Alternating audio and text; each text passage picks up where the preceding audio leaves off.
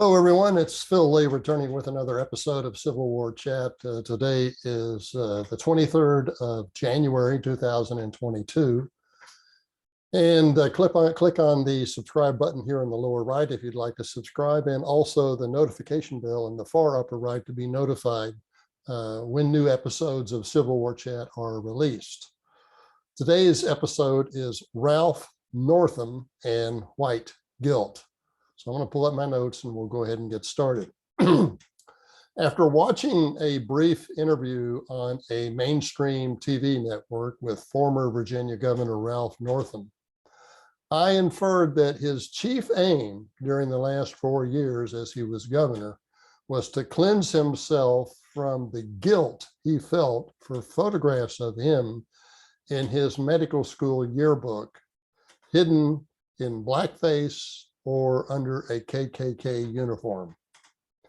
He told the interviewer that only during the last 4 years as governor did he realize how, quote, hurtful his youthful hijinks had been, and how grateful he was to atone for himself and Virginia at large by tearing down Confederate statues and decoupling Virginia's military institute from its Confederate heritage.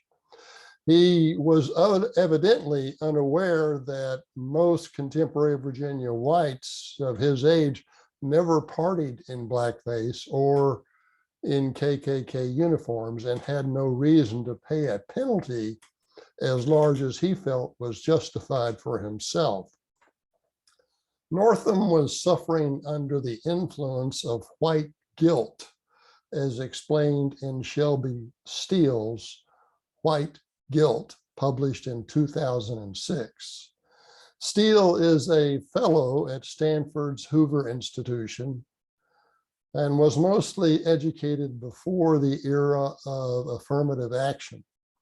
He grew up in Chicago, the son of a black father and a white mother. He described how white guilt translated to black power. Although correct in the mid-1960s to admit their prior race relations failures, white politicians realized that they had lost moral authority by acknowledging such failures. Since they required moral authority to remain leaders, whites had to create it in some new way to prove that they were not racist. As a result, since the mid-1960s, most every kind of American institution has proclaimed its devotion to racial diversity. To refute the racist stigma that would enable whites to retain their leadership positions, the institutions started using racial preferences to increase the visibility of minorities. White fear of stigmatization enabled radical African-American activists to redefine racism in increasingly trivial and imagined ways, such as microaggressions and systemic racism. They saw opportunity to blackmail white elites to give blacks special privileges. Under such circumstances, the oppressed only act out their anger when they perceive weakness in the oppressor. Blacks did not often act out their anger during slavery or segregation because the oppressor's power was real and too large. Quote, anger in the oppressed, close quote, wrote Shelby Steele, quote, is a response to perceived opportunity, not injustice. As expressions of anger escalate, and expressions of anger escalate, not with more injustice, but with less injustice, close quote. Continuing, quote, blacks embraced racism as power itself. Consequently, global racism seeks to make every racist event the tip of an iceberg so that the redress will be the measure of the full iceberg rather than merely its tip, close quote. By the end of the 20th century, Black students who had never suffered discrimination, much less been beaten by a white policeman, enjoyed the systemic redress of affirmative action with a new sense of entitlement. While today's Black college students complain to Steele that racism is systemically all around them, when he asks for examples, they can rarely provide any, other than things that require a new definition of racism for a man of Steele's history.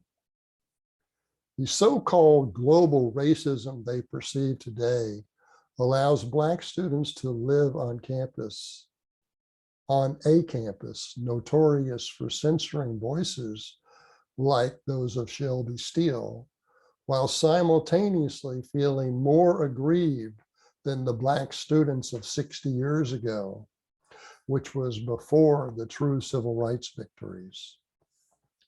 Thus, even when a college announces new commitments to diversity or equity and inclusion, it merely increases the resentment of the entitled minority. White guilt empowers the so-called oppressed Black students to silence any white critic by merely playing the race card. So here's our mission for today. Don't let white guilt change the names of Army bases named in honor of Confederate generals. A commission will be announcing the new names in October of this year, 2022, unless we act to stop them. Write your congressional representatives and tell them you want those names to remain the same, if you feel as I do, or if you feel that way. Okay, so what I'd like to do now is to share something on my screen. And here it is.